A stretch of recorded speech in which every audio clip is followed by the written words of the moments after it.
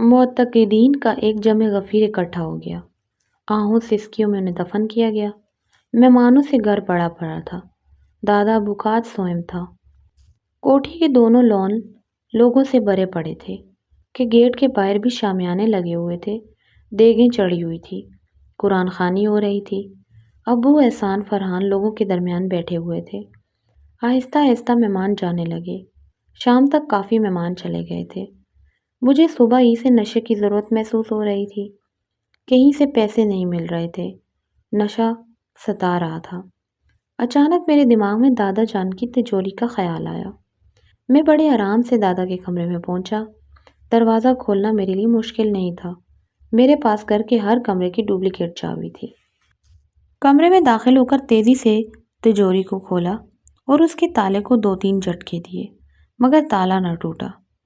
ہتھوڑی کے ایک وار سے تالا دور جا گرا۔ میں نے بڑی تیزی سے تجوری کی چیزیں الٹ پلٹ کر دی۔ سوائے 4 بوتلوں اور چھوٹی موٹی چیزوں کے تجوری میں کچھ نہیں تھا۔ میں جو کسی بڑے خزانے کی توقع رکھے ہوئے تھا، جلجلاہٹ میں نے لات مار دی۔ تجوری سے ساری چیزیں زمین پر گر گئی۔ زور کا دھماکہ ہوا۔ ساری بوتلیں ٹوٹ گئی، جیسے بہت سی بجلیاں کڑکی ہوں۔ پورا کمرہ دھوئیں سے بھر گیا۔ پورے گھر میں دھوئیں کے مرغولے لہرانے لگے۔ مرغولوں میں سے نسوانی آوازیں آ رہی تھی اور ایک نسوانی آواز مسلسل سنائی دے رہی تھی۔ آج سے گھر کی بربادی شروع ہو گئی ہے۔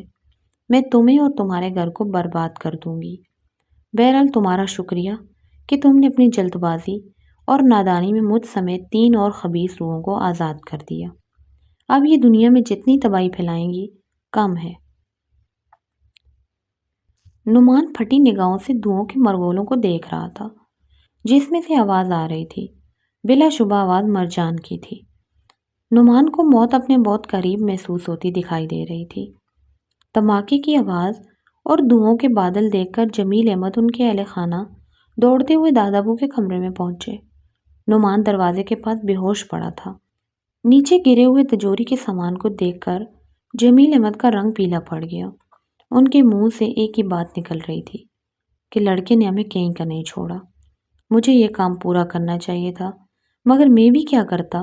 گھر مہمانوں سے بھرا ہوا تھا۔ آج میں یہ سوچ رہا تھا کہ پہلی فرصت میں بوتلوں کو دفن کر دوں گا، مگر اب کیا ہو سکتا ہے؟ بربادی اس گھر کا مقدر بن گئی ہے۔ نعمان کو بھی ہوش آ گیا تھا۔ وہ عجیب سی نظروں سے ادھر ادھر دیکھ رہا تھا۔ جمیل احمد صاحب نے انتہائی سرد نظروں سے اسے دیکھا۔ تمہاری جلد بازی اور بغیرتیوں نے اس گھر کو بربادی کے دہانے پر کھڑا کر دیا ہے۔ ان کی نظروں میں سخت نفرت اور ملامت تھی۔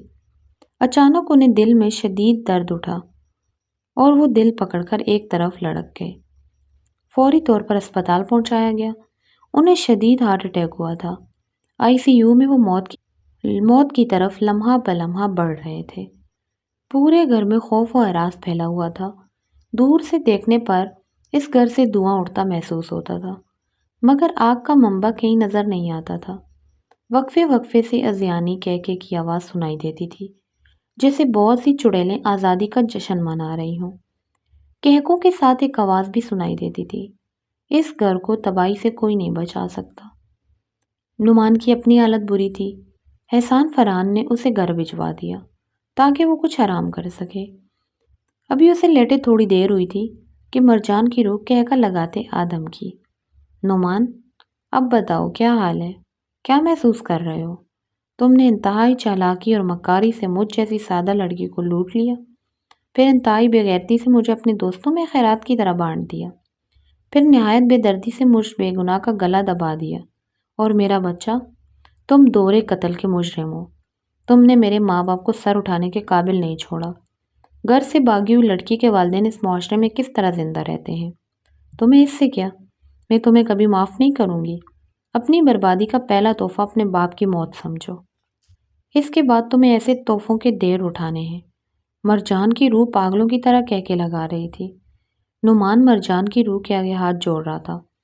خدا کے لیے میری کوتاہیوں کی سزا میرے گھر والوں کو نہ دو، مگر وہ کوئی بات سننے کو تیار ہی نہیں تھی۔ رات کے 2 بجے اسپتال سے فون آیا کہ جمیل احمد فوت ہو گئے ہیں۔ ہم ان کی ڈیڈ باڈی لے کر آ رہے ہیں۔ نعمان سکتے کے عالم میں کھڑا رہ گیا۔ جمیل احمد کی موت سے ہی نعمان کی بربادیوں کا آغاز ہو گیا۔ اخباروں نے ان کے گھر سے اٹھتے ہوئے دھوؤں کی تصاویر، جمیل احمد کی موت، گھر میں پراسرار آوازیں اور کہکوں کی کہانیوں کو صفحہ اول پر جگہ دی۔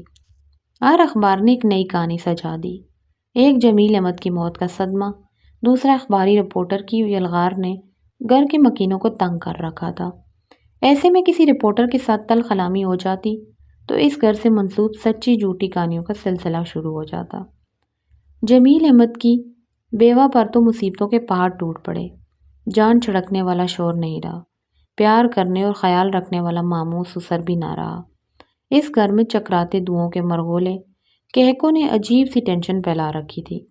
ہر وقت اپنے بڑے بیٹے احسان کو کہتی رہتی تھی کہ جتنی جلدی ہو سکے کوئی کامل عامل ڈھونڈو جو ان مصیبتوں سے ہماری جان چھڑائے، ورنہ کچھ بھی نہیں بچے گا۔ حاجی غلام نبی صاحب اور جمیل احمد کی دم سے گھر میں برکت تھی۔ ان کے جاتی مصیبتوں کے پہاڑ ٹوٹ پڑے ہیں۔ کاروبار میں گھاٹا آ گیا۔ دوسرے لوگوں نے جو پیسہ کاروبار میں انویسٹ کیا ہوا تھا نکالنے لگے۔ احسان پوری تندی اور دل جمی سے کاروبار کو دوبارہ جمانے میں مصروف تھا۔ فرحان کا میڈیکل کا تیسرا سال تھا۔ اس کا تمام وقت پڑھائی میں گزرتا تھا۔ نعمان سے کوئی توقع نہیں رکھی جاتی تھی کہ وہ بھائی کا ہاتھ بٹائے گا۔ جیسے جیسے وقت گزرتا رہا، نعمان کے ذہن میں یہ خناس سمایا ہوا تھا کہ احسان کاروبار پر قابض ہو رہا ہے۔ دوسری طرف احسان کا کاروبار کو بچانے کے لیے ہاتھ پاؤں مارنا۔ وہ چاہتا تھا جس طرح ابو کے زمانے میں کاروبار چلتا تھا بالکل اسی طرح چلتا رہے، مگر ہر دن کوئی نہ کوئی مسئلہ ہو جاتا جس کی وجہ سے وہ چڑچڑا ہو رہا تھا۔ نعمان کو اپنی پلاسٹک سرجری کی فکر تھی جس کے لیے وہ کثیر سرمائے کی ضرورت میں تھا اور نشے کے لیے الگ پیسوں کی ضرورت پڑتی تھی، اس لیے اس کا جھگڑا ہوتا رہتا تھا۔ نعمان نے گھر میں الگ جھگڑا کیا ہوا تھا کہ جائیداد کی تقسیم کی جائے، اس کا حصہ دے دیا جائے، وہ اپنا الگ کاروبار کرے گا۔ احسان اور فرحان کے ساتھ جائیداد کے سلسلے میں روز بحث ہوتی تھی۔ آخر ایک دن احسان نے غصے میں آ کر کہا، کس حصے کی بات کر رہے ہو تم؟ میں ابھی تم سے صرف 2 سال بڑا ہوں۔ میں نے اپنی تعلیم ادھوری چھوڑ کر ابو کے ساتھ کاروبار سنبھالا، چھوٹے سے کاروبار کو کہاں سے کہاں پہنچا دیا۔ تم نے کیا کیا ہے آج تک؟ ساری عمر گھر والوں کے لیے درد سر بنے رہے ہو۔ تمہاری وجہ سے ابو اس دنیا سے چلے گئے۔ ایک کلاس میں تم نے 4 سال لگائے ہیں۔ تمہیں تو عیاشی اور نشہ بازی کے لیے پیسہ چاہیے، چاہے جس کا خون پسینہ اس میں شامل ہو، اور اب یہ نئی مصیبت روحوں کی بارات ہمارے گلے ڈال دی ہے۔ تم نے اپنے کس طرز عمل سے گھر والوں کو کوئی خوشی دی ہے؟ جھگڑا حد سے بڑھ گیا۔ فرحان نے بیچ بچاؤ کرایا۔ احسان کی والدہ روتی رہی اور بولی، ابھی تمہارے باپ کا کفن بھی میلا نہیں ہوا، تم لوگ لڑنے جھگڑنے لگ گئے ہو۔ تمام نوکر جمع ہو گئے۔ نعمان نے کہا، میں نے بھی قسم کھائی ہے اپنی جائیداد تم سے لے کر رہوں گا، چاہے تمہیں قتل ہی کیوں نہ کرنا پڑے، میں تمہیں جان سے مار دوں گا۔ گھر کے حالات سے فرحان بھی بددل ہو گیا۔ اس کی میڈیکل کی تعلیم تھی جس پر بہت خرچہ ہوتا تھا۔ پہلے تو وہ ابو سے پیسے مانگ لیتا تھا، اس کی غدار طبیعت کسی اور سے پیسے مانگنا گوارا نہیں کرتی تھی۔ اب تو نعمان نے فرحان کو بھی اپنا ہم خیال بنا لیا۔ جائیداد کا بٹوارا ہو جائے تو بہتر ہے، نعمان نے فرحان سے کہا۔ آج رات ہم احسان سے فیصلہ کن بات کریں گے۔ رات کا کھانا کھانے کے بعد نعمان نے احسان سے کہا کہ ہماری بات سن لو۔ احسان بولا، اس وقت میں سخت تھکا ہوا ہوں، یہ بات کرنے کا ٹائم نہیں ہے۔ فرحان نے کہا، بھائی جان آپ بس ہماری بات تو سن لیں، ہماری بھی مجبوری ہے، ہمیں پیسوں کی ضرورت ہے، مجھے اپنی ٹیوشنز کے پیسے دینے ہوتے ہیں، ہم اب پیسے کہاں سے لیں؟ بات بڑھتی چلی گئی۔ نعمان نے پستول نکال لیا۔ فرحان نے بڑی مشکل سے پستول چھینا۔ جوان خون تھا، دونوں بھائی گتھم گتھا ہو گئے۔ فرحان انہیں علادہ کرنے لگا۔ پستول اسی کے ہاتھ میں تھا۔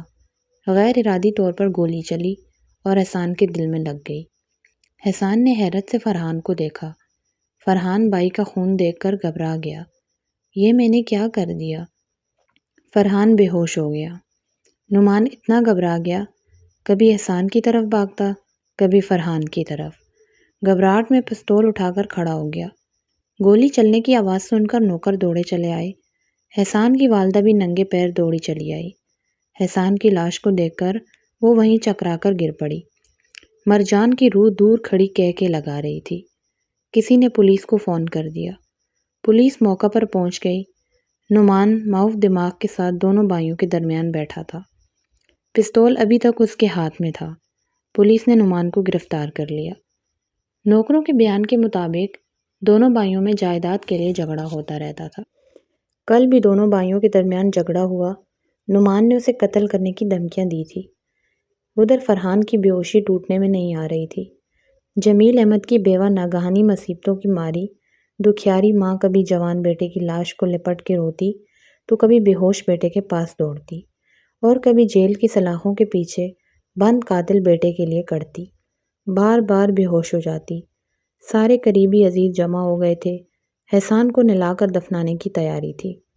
بد نصیب احسان جسے کندھا دینے کے لیے کوئی اپنا نہیں تھا۔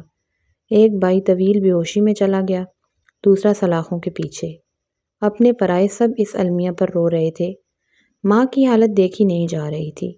ماں غم سے نیم دیوانی ہو گئی تھی۔ 5ویں دن فرحان کو ہوش آیا، لیکن ابھی اس کی حالت صحیح نہیں تھی۔ دماغ پر بڑا بوجھ تھا۔ آہستہ آہستہ 7ویں دن اس کی حالت سنبھل گئی، کیونکہ وہ خود بھی میڈیکل کا اسٹوڈنٹ تھا۔ کالج کے پروفیسر اور ڈاکٹر خصوصی توجہ دے رہے تھے۔ کلاس فیلو اور دوست ہر وقت اس کے پاس موجود رہتے تھے۔ تمام پروفیسر اور کلاس فیلوز نے اسے بہت حوصلہ دیا۔ سب اس کے ساتھ ہونے والے المبے سے واقف تھے۔ وقتی طور پر وہ بھی خود غرض ہو گیا۔ تمام شعبات اور نوکر اور ماں کی گواہی نعمان کو مجرم گردانتی تھی، جبکہ میں تو بری الزامہ ہو سکتا ہوں۔ ہم دونوں بھائیوں کی محبت تو مثالی تھی۔ اس نے پولیس کو بھی یہی بیان دیا کہ میں اور نعمان دونوں جائیداد کے سلسلے میں بھائی جان سے بات کرنے گئے تھے۔ جہاں نعمان اور احسان کا جھگڑا ہو گیا، میں نے بیچ بچاؤ کرانے کی کوشش کی۔ اچانک گولی چلنے کی آواز آئی۔ جب میں نے بھائی احسان کو خون میں لت پت دیکھا تو میرے حواس جواب دے گئے۔ میں اپنے بھائی سے بہت محبت کرتا ہوں۔ جیسے مجھے احساس ہوا بھائی اس دنیا میں نہیں رہا، مجھے لگا میرا دل بند ہو گیا ہے۔ اس کے بعد مجھے کچھ پتہ نہیں۔ پولیس نے پوچھا، پستول کس کا تھا؟ ظاہر ہے پستول تو نعمان کا تھا۔ نوکر پہلے ہی پولیس کو بتا چکے تھے۔